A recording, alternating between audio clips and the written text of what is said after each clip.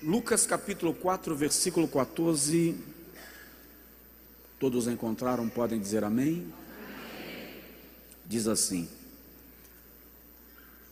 Então, pela virtude do Espírito, voltou Jesus para a Galileia, e a sua fama correu por todas as terras em derredor. Vamos até o versículo 21. E ensinava nas suas sinagogas, e por todos era o quê? Louvado. E chegando a Nazaré, onde fora criado, entrou num dia de sábado, segundo o seu costume, na sinagoga, e levantou-se para ler. E foi-lhe dado o livro do profeta Isaías, e quando abriu o livro, achou o lugar em que estava escrito: O Espírito do Senhor é sobre mim, pois que me ungiu para evangelizar os pobres. Enviou-me a curar os quebrantados de coração, a apregoar liberdade aos cativos, dar vista aos cegos e pôr em liberdade os oprimidos, e anunciar o ano aceitável do Senhor. E cerrando o livro e tornando-o a dar ao ministro, assentou-se, e os olhos de todos na sinagoga estavam fitos nele. Então começou a dizer-lhes: Hoje se cumpriu esta escritura aos vossos ouvidos. Quantos podem dizer amém? Olha o versículo 19 para mim. Apregoar liberdade aos cativos. Diga comigo: liberdade aos cativos. A pôr em liberdade os oprimidos. Diga comigo: liberdade aos oprimidos. Olha para o irmão do seu lado e diz para ele: você é livre. Aleluia, aleluia. Eu disse aos irmãos que nós iríamos começar hoje uma campanha, uma série de mensagens, e nós vamos ficar pelo menos os próximos 3 meses falando aqui sobre um grito de liberdade. Cadeias precisam se quebrar, feridas precisam ser curadas, feridos precisam ser curados, prisões serem dissolvidas. E às vezes nós imaginamos que o que nos prende é um demônio da altura do Everest, quando muitas vezes são algemas discretas que o diabo usa para nos manter cativos da sua opressão, da amargura. E às vezes a situação não é maligna, é humana, mas o adversário, na sua covardia, se apropria da nossa fraqueza e potencializa o nosso problema. A palavra de Deus vai mostrar para nós que é possível ser cristão, ter uma vida livre, feliz, abençoada, dinâmica, de cabeça erguida. Porque tem gente que pensa que ser cristão é viver com cara de quem comeu e não gostou, com cara de limão preso entre os dentes, quando na verdade vida cristã é liberdade. Jesus não veio para nos tornar cativos, ele veio para nos libertar do cativeiro e nos levar a uma vida de abundância. Lá em Levítico capítulo 25, versículo 10, quando o Senhor anuncia o ano da remissão, ele diz assim: e proclamareis liberdade a todos os habitantes da terra. Repita comigo: proclamareis liberdade a todos os habitantes da terra. Vamos lá, nós somos salvos por Jesus. E eu gosto de frisar que tanto no Antigo Testamento quanto no Novo Testamento, a palavra salvação, que no Antigo Testamento é Yasha, dando a ideia de livramento, e Nassau, a depender do contexto, dando a ideia de salvamento. Assim como no Novo Testamento, soteria, salvação traz na raiz da palavra a ideia de liberdade, a acepção de cura e liberdade, ou cura e libertação. Portanto, ser salvo é ser liberto. O poder do pecado deixa de comandar a nossa vida. Romanos capítulo de número 6, versículo de número 14, Paulo diz que o pecado não tem mais domínio sobre vós, porquanto não estáis mais debaixo da lei, mas debaixo da graça. Diga comigo, eu não sou prisioneiro. Então nós vamos tratar de algumas prisões que o adversário utiliza para diminuir a nossa velocidade, para diminuir a nossa capacidade de produzir no reino de Deus. Não há nenhum erro hermenêutico, cito e repito, em declarar que salvação inclui libertação, que nós precisamos ser curados, tratados, libertos e livres para a glória de Deus. Em Isaías capítulo 53, versículo 4 e versículo 5, Isaías, trazendo uma profecia messiânica, diz assim: verdadeiramente ele tomou sobre si as nossas enfermidades e as nossas dores levou sobre si, e nós o reputávamos por aflito, ferido de Deus e oprimido, mas ele foi ferido pelas nossas transgressões e moído pelas nossas iniquidades. O castigo que nos traz a paz estava sobre ele, e pelas suas pisaduras fomos o quê? Sarados. Mantenha esse texto aí projetado para mim, por gentileza. Dá um toque de leve no seu vizinho e diz para ele: Jesus já curou você. Jesus já curou você. Você tem que entender que algumas coisas que até hoje parecem que são doenças ou dificuldades que você tenha, na verdade são apenas cicatrizes. Só que quando você tem uma cicatriz, você tem medo de machucar, porque a cicatriz deixa aquela área mais... Eu coloquei a minha mão automaticamente, porque eu tenho uma cicatriz aqui, foi automático. Quando você tem uma cicatriz, você cuida de protegê-la.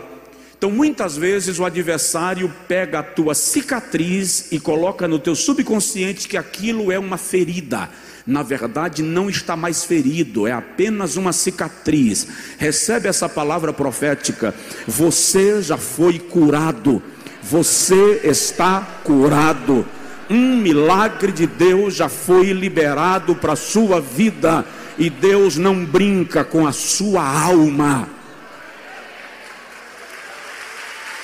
Aleluia.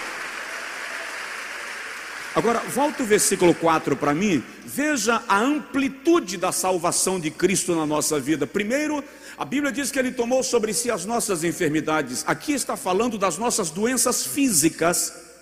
Quando eu vou orar e apresento a Deus as minhas enfermidades físicas, eu posso na minha oração argumentar com Deus e dizer: a minha enfermidade, a enfermidade que está em mim, já foi cravada no madeiro com Cristo. Então a cura que eu estou pedindo não está sendo liberada agora, já foi conquistada na cruz do Calvário pela morte de Jesus em meu lugar. Doenças físicas, enfermidades. Aí ele diz: ele tomou sobre si as nossas dores. Dores aqui fala de enfermidades, não sei se o termo na psicologia seria doenças emocionais, dificuldades emocionais, problemas emocionais. Ou seja, a tua alma também é contemplada pela graça da salvação. As suas dores, os seus conflitos, os seus dilemas, os seus traumas também são tratados, curados, restaurados pela obra da salvação de Cristo Jesus. Para falar a verdade, todo mundo aqui tem algum tipo de impasse emocional, todo mundo tem algum trauma na sua história, todo mundo viveu alguma grande decepção que lhe marcou. Mas o que eu quero te dizer nesta noite é que você não está sangrando, é apenas cicatriz. Não deixa Satanás lhe convencer que cicatriz é ferida. Você está curado pelo poder do nome de Jesus. Só quem recebe esta palavra e se apropria dela, honre o nome do Senhor Jesus. Olha o versículo 5, quando Isaías diz: Ele foi ferido pelas nossas transgressões. Enquanto enfermidades falam das nossas doenças físicas, dores falam dos nossos conflitos emocionais, transgressões falam das nossas doenças no âmbito moral. Ele curou a nossa moral, Ele restaurou a nossa história. Vou te dizer o que eu tenho dito sempre aqui: o teu passado não é teu guia, o teu alvo não é o passado, o teu alvo é o futuro, e as tuas transgressões também foram tratadas. Gosto desse texto de Paulo aos Filipenses, no capítulo 3, versículo 12 a 15, quando ele diz assim: não que eu seja perfeito, ou que já tenha alcançado, mas prossigo para alcançar aquilo pelo que também, ou para o que também fui alcançado, pelo que, esquecendo-me das coisas que para trás ficam, prossigo para as que estão adiante de mim, prosseguindo para o alvo, pelo prêmio da soberana vocação de Deus em Cristo Jesus.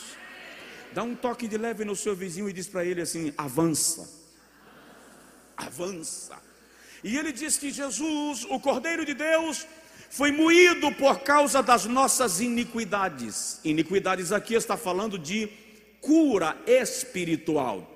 Veja que a salvação de Jesus contempla 4 áreas básicas da nossa vida: física, emocional, moral e espiritual. Agora coloque a sua mão no peito assim e diga comigo: a minha cura em Cristo Jesus é completa.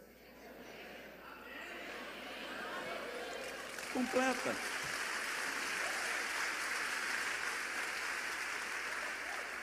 Eu falei aqui um dia desse e estou por repetir que a maior parte dos nossos problemas não são de ordem não são de ordem espiritual. Boa parte dos nossos problemas é de ordem física, humana. Mas é o que eu disse há pouco: Satanás, na sua covardia, se apropria da nossa fraqueza e potencializa os nossos problemas. Então nós precisamos resolver alguns problemas pessoais, algumas encruzilhadas não demarcadas, alguns contornos sem sinalização. Você já se viu numa rodovia que você chega num viaduto e tem diversas entradas e saídas e não tem placa de sinalização? Você não sabe para onde vai? Muitas vezes na nossa história existem trechos da nossa trajetória que não foram sinalizados. Aí a gente para e trava porque não sabe o destino a seguir. Mas ao longo desta série de mensagens sobre liberdade, sobre cura, sobre restauração, você vai ver o Senhor pelo Espírito Santo colocando algumas placas de sinalização na sua vida.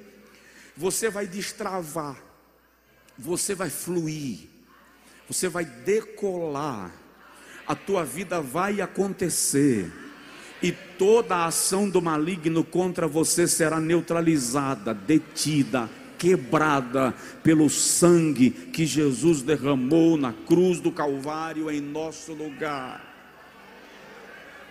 Diga comigo: a minha salvação em Cristo é plena.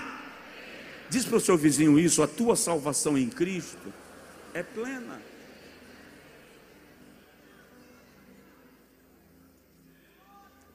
Então veja só, Jesus acabara de ser batizado nas águas. Saindo das águas batismais, ele vai para o deserto para ser tentado pelo diabo durante 40 dias e 40 noites. Depois de 40 dias e 40 noites de tentação, e ele venceu a todas elas, Jesus vem primeiro para a sua cidade natal, Nazaré. Só que quando ele chega em Nazaré, ele vai para a sinagoga. E eu já expliquei aqui que na sinagoga, na plataforma, haviam 3 cadeiras: uma para o chefe da sinagoga, uma para o seu auxiliar, que o escritor aqui, Lucas, diz que Jesus, terminando de ler o livro, versículo 20, devolveu ao ministro. Então há o chefe da sinagoga, o ministro da reunião, e a outra cadeira ficava vazia, só sentava nela aquele que vinha para fazer a reflexão daquele dia de reunião. Quando franquearam a oportunidade, Jesus está vindo de 40 dias e 40 noites de jejum. Ele acabou de atropelar o diabo com a autoridade recebida do Pai. Porque o Pai declara: este é o meu filho amado em quem eu tenho prazer. Depois dessa declaração, Satanás vai na frente de Jesus e diz assim: se tu és filho de Deus, manda que pedras transformem em pães. Ô idiota, meu pai acabou de declarar para todo mundo ouvir que eu sou o seu filho em quem ele se compraz. Então Jesus atropelou o diabo no deserto, e aí, quando ele sai da tentação, ele vem para a sinagoga e lhe entregam o rolo do livro do profeta Isaías para que ele leia. E ele abre lá onde está Isaías 61. O Espírito do Senhor Jeová está sobre mim, porque Ele me ungiu para pregar boas novas aos mansos, enviou-me a restaurar os contritos de coração, a proclamar liberdade aos cativos e a abertura de prisão aos presos. Foi aqui que Jesus foi rejeitado, em Nazaré. E quando ele foi rejeitado em Nazaré, ele foi embora para Cafarnaum. Mas a história vai declarar que o fato dele ter sido rejeitado não diminuiu a sua unção, nem o seu foco. Atos 10:38, Pedro chega na casa de Cornélio e diz assim: Deus ungiu a Jesus de Nazaré com o Espírito Santo e com poder, o qual andou por toda a parte fazendo o bem e libertando a todos os oprimidos do diabo, porque Deus era com ele. Vamos observar em rápidas palavras que nós precisamos ser livres de algumas algemas que nos prendem. Hoje eu quero fazer um apanhado mais geral, mais panorâmico, e a partir de terça-feira nós vamos tratar de situações bem específicas separadamente. Então eu quero começar falando contigo esta noite que Jesus veio para te fazer livre dos problemas psicossomáticos. Ele quer te fazer livre dos problemas psicossomáticos. Que são problemas psicossomáticos? São enfermidades que não são reais no físico, mas uma conjuntura, um contexto, uma onda, um bombardeio de coisas da sua vida começa a gerar na sua mente a convicção de que você está doente. Alguns dias atrás aqui minha pressão deu uma destrambelhada, desviou, ficou atribulada, e eu falei aqui com os irmãos. Quando terminou, uma médica me procurou e disse: você é hipertenso e vai tomar o remédio para hipertensão o resto da vida. Eu disse: quem disse? Quem falou? Eu estou falando. Eu disse: não, senhora. Eu tive um estresse maluco, saiu do controle e a pressão subiu. Às vezes desce, ela também desce para 6. E naquele dia ela, em vez de descer, resolveu subir e se exaltou, não estava humilde. Não, senhora. Se eu assimilar a ideia, tudo bem, vou para o médico, tá, ok. Vou lá, passar lá, fazer exames que é para analisar e ter cuidados. A coisa não funciona assim no tapa. Mas se eu colocar na minha mente,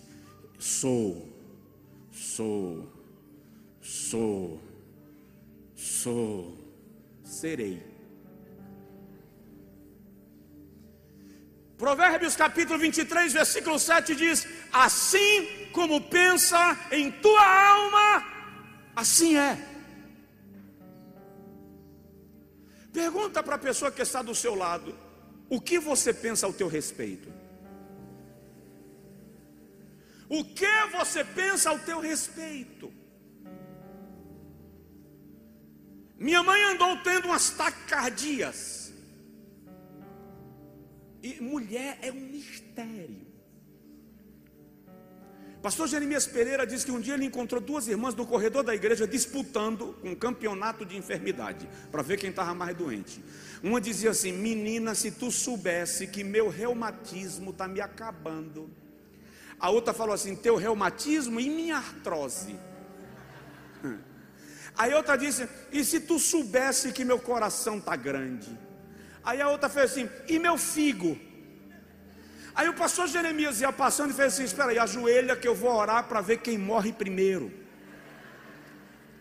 As irmãs falaram: que é isso, pastor? Eu disse: irmão, vocês estão fazendo campeonato de doença.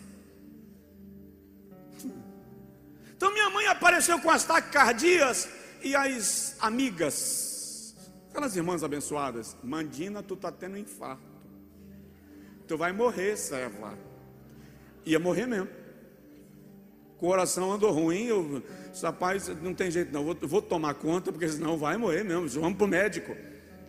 Chegou lá no médico, no cardiologista, fez toda a bateria de exames que dá para fazer. Terminou, o médico disse: seu coração está perfeito, não tem nada, coração de menina, a senhora não tem problema nenhum. A senhora precisa educar, disciplinar sua mente. Ou seja, você começa a dizer para você que você é, e você acaba desenvolvendo. Provérbios 24, me parece que é o versículo 7, que diz assim, versículo 10: se te tornares frouxo, se te tornares fraco, se te tornares covarde, no dia da angústia, a tua força será pequena. Dá uma sacudidela de leve no seu vizinho e diz para ele assim: reaja. Reaja. Nós precisamos educar a nossa mente. Disciplina o teu quartel-general. Ei, seu quartel-general está aqui. O seu QG, a sua linha de comando está aqui. Disciplina. Isaías 26:3 diz assim: tu conservarás em paz aquele cuja mente está firme em ti. Onde está a sua mente? Segunda carta de Paulo aos Coríntios, capítulo 10, versículos 5, 4 e 5, Paulo diz assim: porque as armas da nossa milícia não são carnais, mas espirituais, para derribar todo baluarte e sofisma que se levanta contra Deus, levando cativo todo pensamento ao serviço de Cristo. Comece a pregar para você. Proclame liberdade para você mesmo. Comece a pregar para você. Quando você acordar: eu sou livre, Jesus me libertou, eu estou curado porque Jesus me curou. Você está tremendo, está suando, está dando tremedeira, a crise bateu. Quando a crise bate, você atemoriza e no pavor você se rende. Não. Quando a crise bater na porta, você começa a dizer: eu não aceito porque eu estou curado. Isso é chantagem, isso é ameaça, porque a salvação de Deus na minha vida é plena.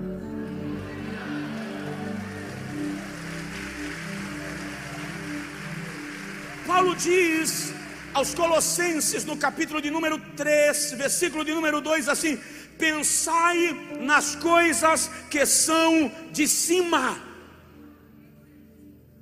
Filipenses 4:8, Paulo diz assim: tudo que é bom, tudo que é verdadeiro, tudo que é honesto, tudo que é de boa fama, se há algum louvor e se há alguma virtude, nisto pensai. Livre. O Senhor te fez livre. Aleluia. Efésios capítulo 4, versículo 30 a 32, Paulo diz assim: não entristeçais o Espírito Santo, no qual estáis selados para o dia da redenção.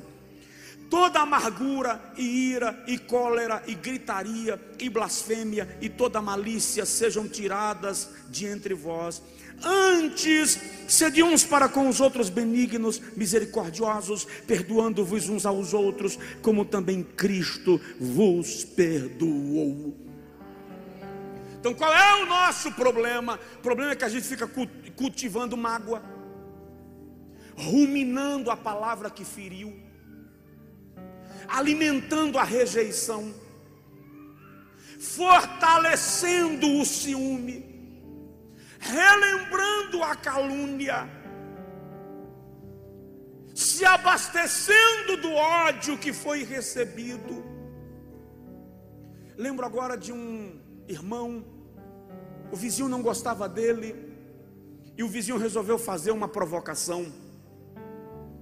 Pegou fezes de cavalo, de animal, colocou numa bacia, plastificou e mandou na hora do almoço, como se fosse um prato para o almoço. Quando o irmão recebeu e sentiu o mau cheiro daquela coisa, ele chamou a mulher e disse: pega aquela panela de carne que você fez, coloca numa vasilha que eu vou mandar para o meu vizinho. E o ensopado de carne, e se fosse para Josué, teria batatinha cozida. Pegou o ensopado de carne, colocou bonito na panela e mandou para o vizinho com um bilhete. No bilhete estava escrito: cada um dá o que tem.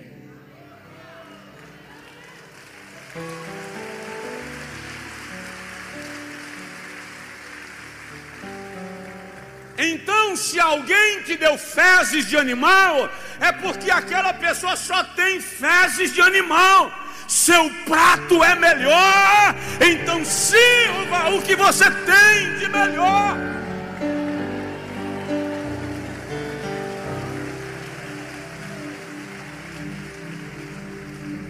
Aleluia, aleluia, aleluia, aleluia. Bata assim a mão no peito e diga comigo assim: eu sou curado.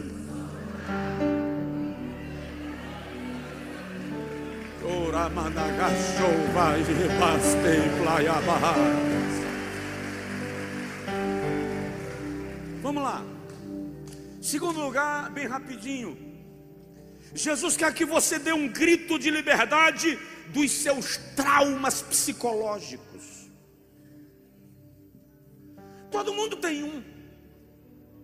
Aliás, a ciência já diz que o próprio nascimento já se constitui num trauma, porque o indivíduo sai do ambiente aquecido para um ambiente frio, do ambiente aquoso e escuro para um ambiente seco e a claridade importuna. Ele está num ambiente onde ele não tem que lutar pela sobrevivência, e quando sai de lá, começa a batalha para ficar vivo. E ao longo da história, quantos traumas nós sofremos, quantas palavras ruins, alguns que sofreram abusos sexuais, alguns que sofreram abusos verbais, alguns que sofreram assédios, bullying. Na minha época não tinha essa palavra. Na minha época a tradução de bullying lá no Angico é pirraça. Mãe, está me pirraçando, fazendo bullying, está me bulindo. Tudo isso gera traumas. E às vezes você precisa confrontar o trauma que você tem. Você precisa encarar as dores que você tem, lembrando que apesar das dores e cicatrizes, Deus tem cuidado de nós. Mas se eu fosse contar para vocês algumas que eu já passei, quando terminar, aliás, no meio da pregação, vocês iam levantar todo mundo sem precisar ninguém chamar e dizer: ajoelha, pastor, que nós vamos orar pelo senhor.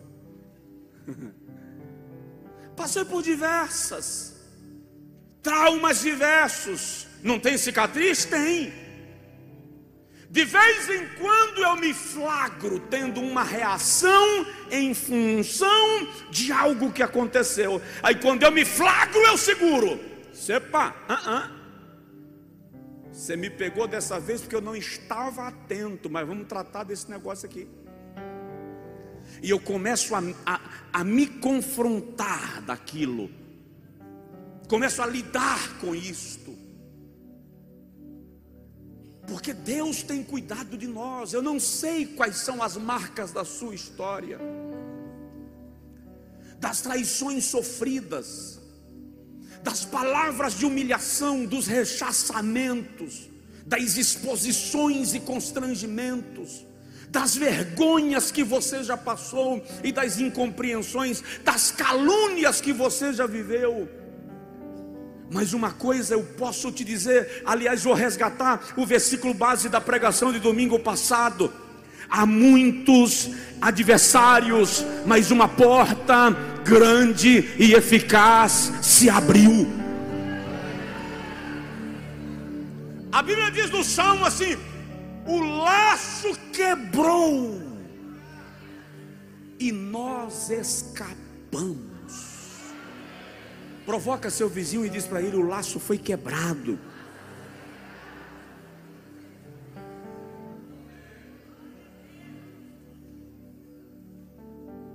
Eu precisei acompanhar um homem. Uma certa feita eu estava pregando em Dallas. Ele saiu de New Hampshire, algo em torno de 1.500 quilômetros de carro, para ir me encontrar um ministro do Evangelho que desistiu do ministério, que cansou do ministério.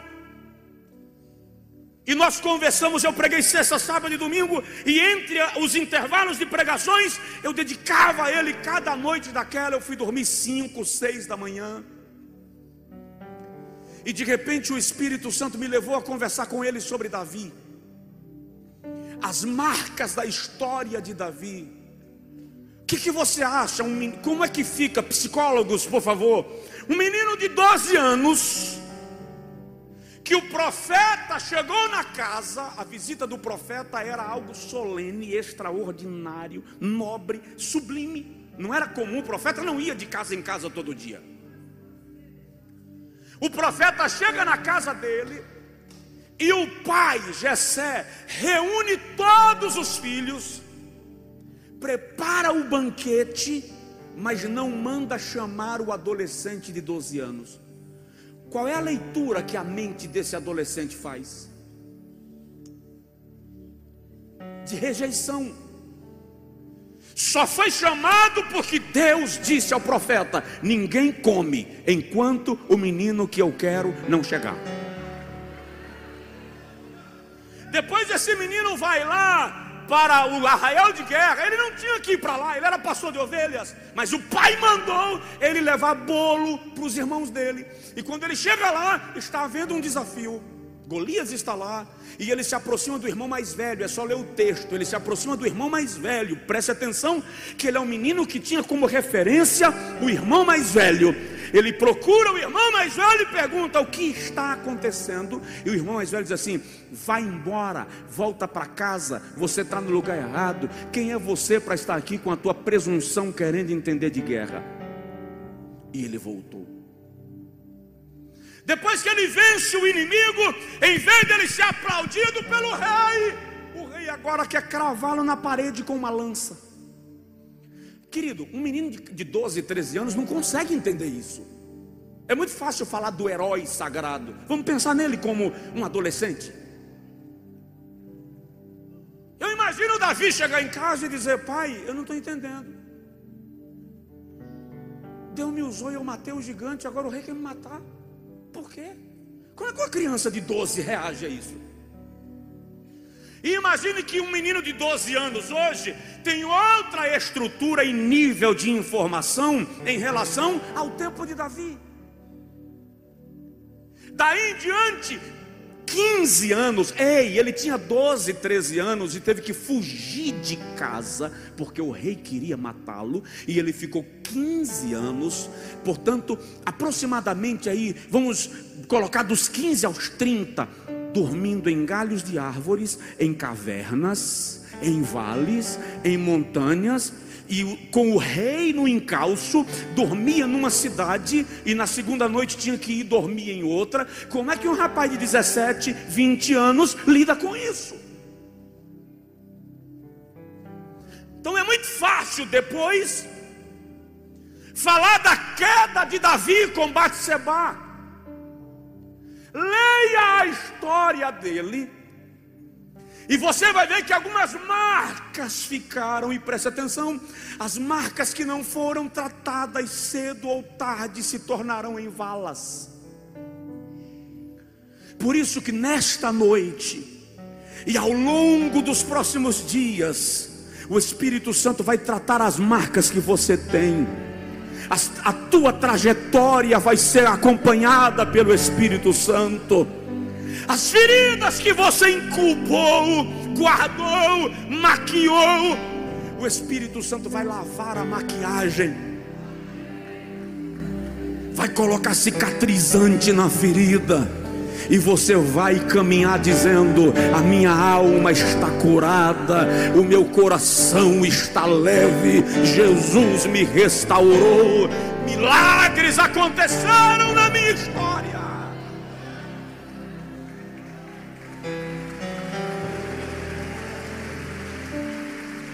Aleluia.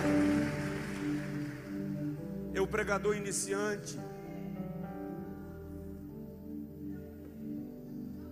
era o pregador de uma grande festa, não vou dizer onde. Na hora da pregação entrou na igreja um pregador de renome que estava na cidade. Eu era o pregador oficial da noite, eu estava lá.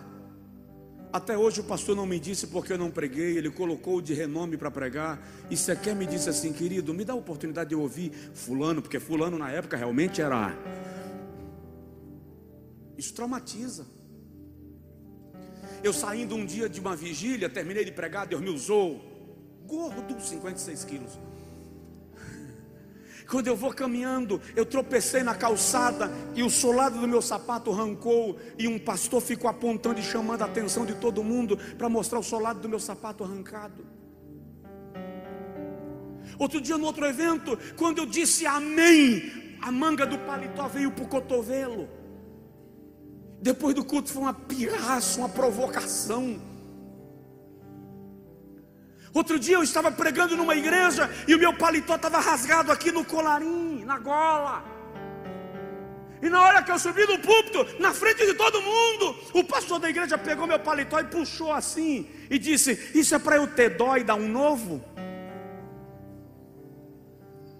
Eu era um pregador iniciante. Era para eu ter medo de púlpito, medo de microfone, medo de exposição, constrangido, envergonhado. Mas você tem que entender que pessoas pequenas só se sentem grandes se te colocarem para baixo. Só que Deus não lhe chamou para ser nanico, Deus lhe chamou para ser gigante. Você é servo de Deus.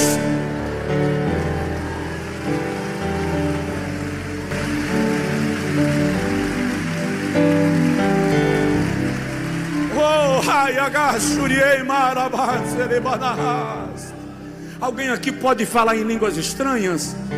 Alguém aqui pode ser batizado com o Espírito Santo agora à noite?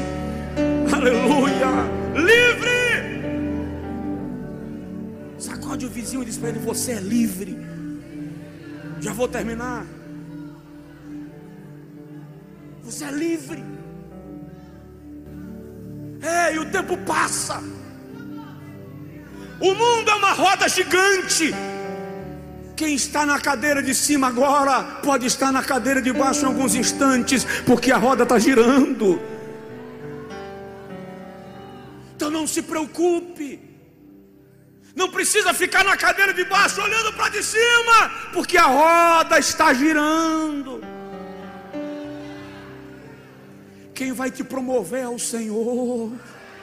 Quem vai te elevar é o Senhor. Quem vai te colocar no lugar que Ele planejou é Ele mesmo, o Senhor. Você vai chegar lá. Diz aí pro vizinho: você vai chegar lá.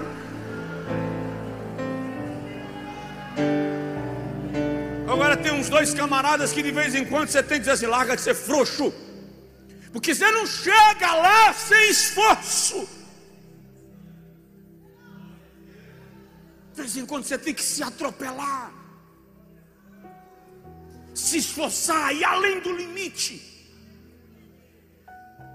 Mas você está livre dos teus traumas, em nome de Jesus. Diga comigo: os meus traumas não vão decidir o meu futuro.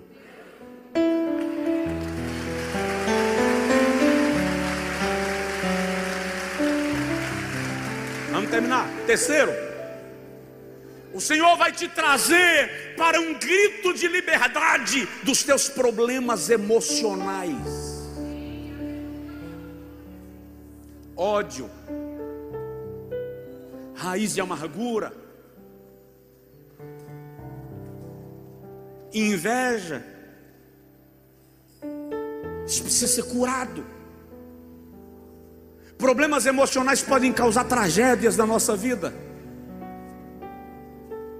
Na casa de Davi houve uma tragédia por causa de problemas emocionais não tratados. Amnon se apaixona por Tamar, sua meia-irmã, e a violenta. Violentada, Tamar sai da casa de Amnon chorando, tira o véu de virgem e coloca sobre a sua cabeça um véu de concubina. Você consegue imaginar a situação emocional de Tamar? A agressão que ela sofreu. Absalão, o homem mais bonito de Israel, encontra Tamar chorando e ela não precisa dizer o que aconteceu. Ele percebeu e disse: tu estivesses com Amnon? E Tamar disse: estive. Absalão diz: guarda o teu silêncio, não conta nada para o nosso pai, recolhe-te na tua dor. Esse é o problema. Se recolher na dor pode matar você. Diz para o seu vizinho: o sofrimento não é berço. Absalão mandou Tamar ir para o berço do sofrimento. 3 anos depois, Absalão programa uma janta com todos os irmãos. E quando Amnon sentado à cabeceira, ele honrou Amnon, colocou sentado na cabeceira. Quando Amnon sentado na cabeceira está bêbado, Absalão crava-lhe uma lança e o traspassa. E Amnon morreu. Quando a notícia chega no palácio, Davi entra em desespero. E lá vem os filhos de Davi montados em cavalos e mulos. E alguém diz: mataram todos os teus filhos. Quando chegam todos menos Amnon, Davi entende que apenas Amnon estava morto. Mas agora Davi perdeu 2 filhos, Amnon que morre e Absalão que foge. A volta de Absalão para Israel 1 ano depois é outra tragédia, porque ele tenta um golpe de estado, e no seu golpe de estado ele é morto pelo chefe do exército de Davi. Ou seja, problemas emocionais precisam ser tratados, senão viram tragédia, senão se transformam em derramamento de sangue. Você não pode deixar a rede da dor ser o teu balanço. Por quê? Porque verdadeiramente Ele tomou sobre si as nossas enfermidades e as nossas dores levou sobre si.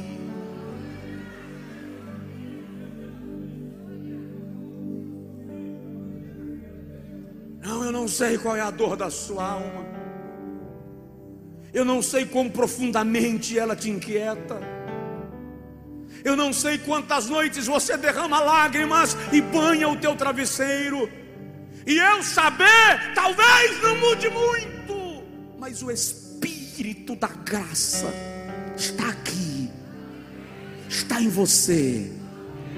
E Ele está dizendo: lá no teu íntimo, vou cuidar de você. Vou cuidar de você. Vou cuidar de você.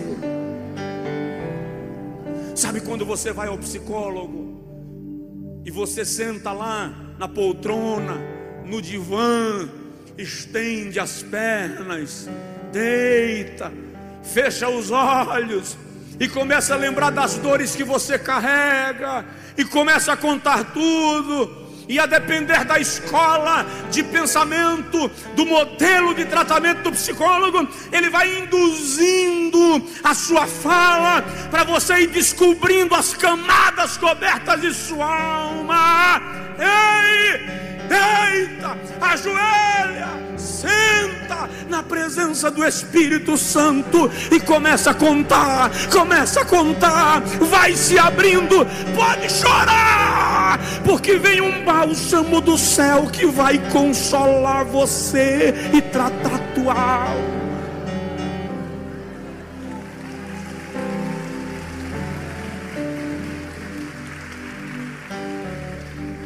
Não estou dizendo para você não procurar ajuda profissional. O que eu estou dizendo é que há uma ajuda que é íntima, que é o Espírito Santo em você. Diga assim: eu sou curado. Diga comigo, pastor Josué. Pode falar, pastor Josué. Termina.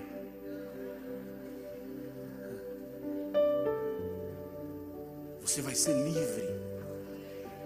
Você não vai ver pesado, carregado, azedo. Um cara de quem comeu babosa. Você já tentou engolir um copo de babosa? Eu já. Pense. Você tem que dizer assim: Jesus. E o pior é que tem um negócio que antigamente minha mãe dizia assim: toma de guti-guti, que é virar e descer. Babosa não dá para descer de guti-guti, porque ela estica. Tem situações na vida que são um litro de babosa para descer, mas presta atenção. Vou dizer e você se apropria dessa palavra. Ó, vai passar.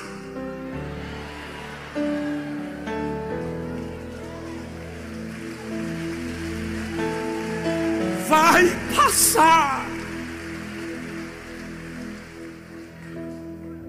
Vira para o vizinho e fala com ele assim: e você estará vivo.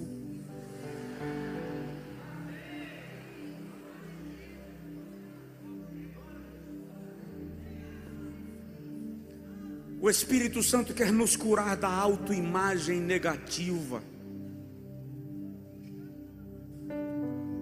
Pessoas que não conseguem se ver com bons olhos.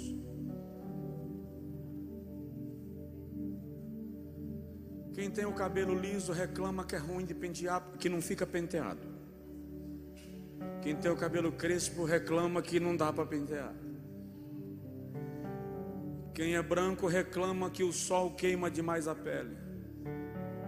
Quem é moreno reclama que tem melanina demais. Quem cresceu muito reclama que não cabe na poltrona do ônibus, do avião, nem no banco do carro. Quem cresceu pouco reclama que não alcança o acelerador.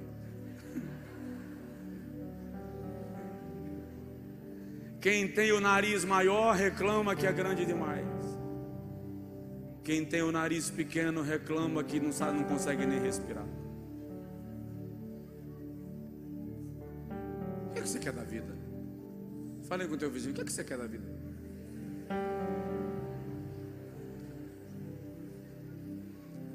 Deixa eu dizer quem é você.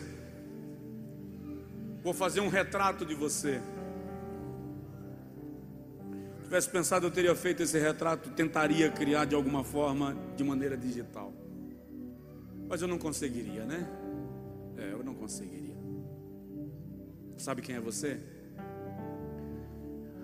A imagem e semelhança de Deus.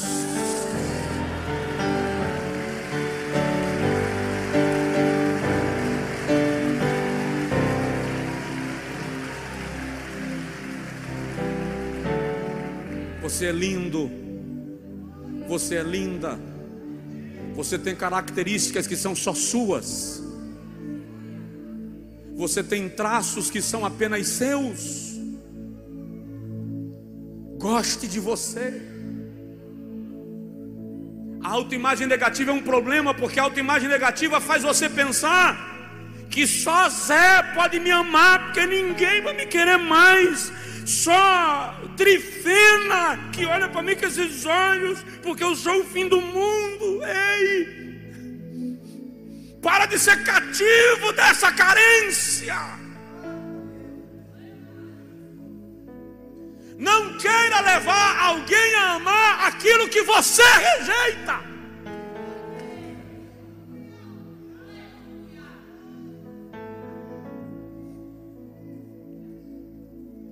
Você tem que olhar para você e ver a imagem de Deus em você.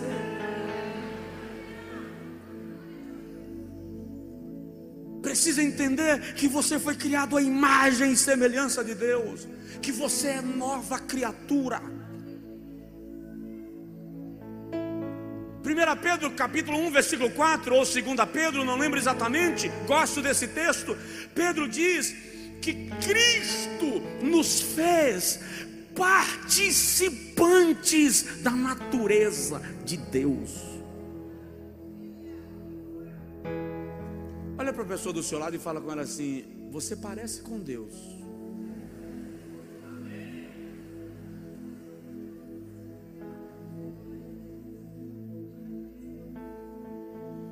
Lembrei agora de uma moça cristã, trabalhava como aeromoça, ou trabalha, e quando ela saiu do avião no aeroporto que ela pousou, ela passou na floricultura e comprou um buquê de flores. E o vendedor olhou para ela e fez assim: é para o namorado? Aniversário de namoro, de casamento? Não, não. Para sua mãe? Não. Para seu pai? Também não. Ah, deve ser para a amiga. Não, não, também não. Um buquê? A moça disse: estou comprando para mim. Chegou no hotel fazendo o check-in. Oh, que flores lindas. Aniversário de casamento? Não, não sou casada. De namoro? Também não, não tenho namorado. Ah, é para o seu pai? Também não, é para mim. Ei, para de fazer guerra porque ninguém te deu flores. Compra. Se dê flores. A cada uma. Falei agora igual o menino birrento, né? É cada uma. Chega na floricultura e compra uma flor para a mesa da sala, uma flor para a mesa do jantar, outra flor para a mesa da cozinha, uma flor para o quarto, uma para o banheiro. Não me deram flores, eu me dei flores.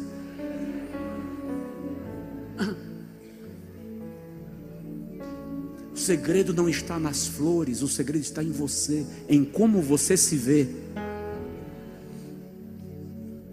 Diz aí para o vizinho: se presenteie.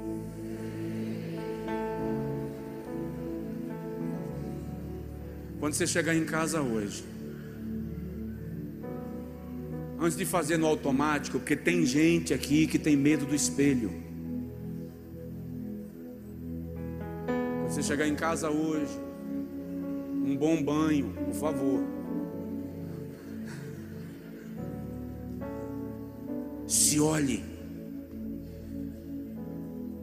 Goste de você. Você foi criado à imagem e semelhança de Deus. Não deixe ninguém definir quem é você. Ei, quem diz quanto o teu carro pode correr não é o mecânico, é o fabricante. Porque quando o fabricante fez o carro, ele mandou um manual. E no manual ele diz que o teu carro alcança X quilômetros por hora. Ainda que um comprador venha desvalorizar seu carro, o manual diz. Preste atenção. Quando Deus criou você, Ele fez um manual. E quem determina onde você vai chegar não é o comprador que veio aventurar a compra do que Deus fez em você. Quem diz onde você vai chegar é o fabricante. O Todo-Poderoso disse qual é a potência que você tem.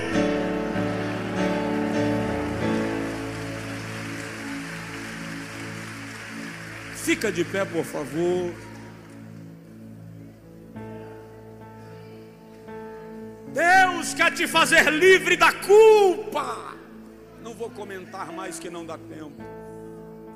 Nos próximos cultos a gente vai falar de cada uma dessas coisas de maneira detalhada. Mas preste atenção, você não pode permitir Satanás continuar manipulando sua vida em função dos pecados que você já cometeu. A culpa não pode te frear, porque Jesus já te perdoou.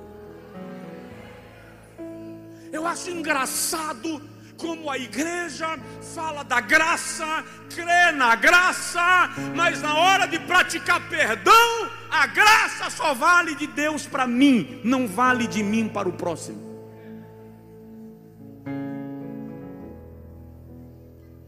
E eu vou lhe confrontar hoje pelo Espírito Santo.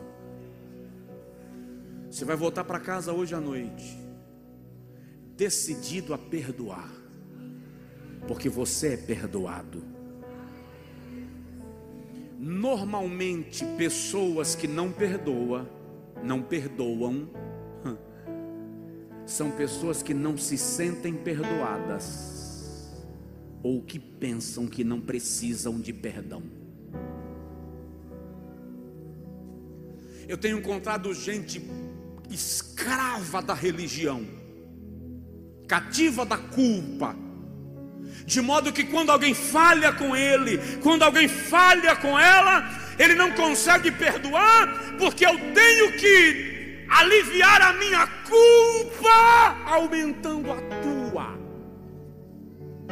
Isso é lei da compensação, é golpe.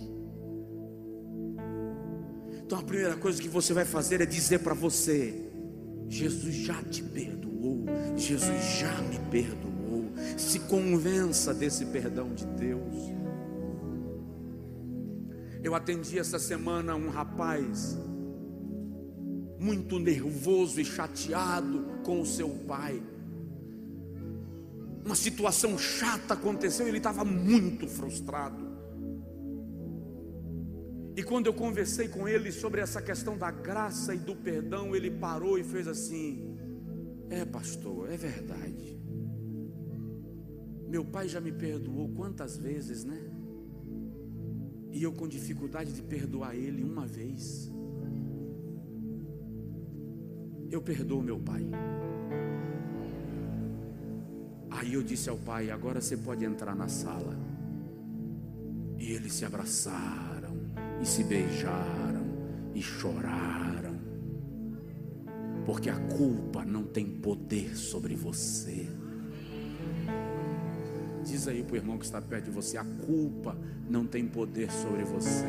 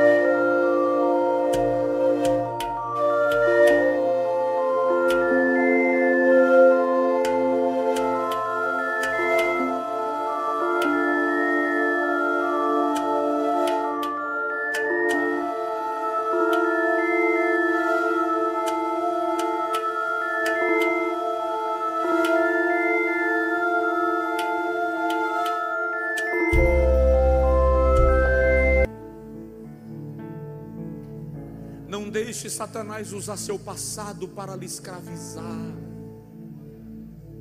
Eu vou citar um versículo lindo, apaixonante. Portanto, agora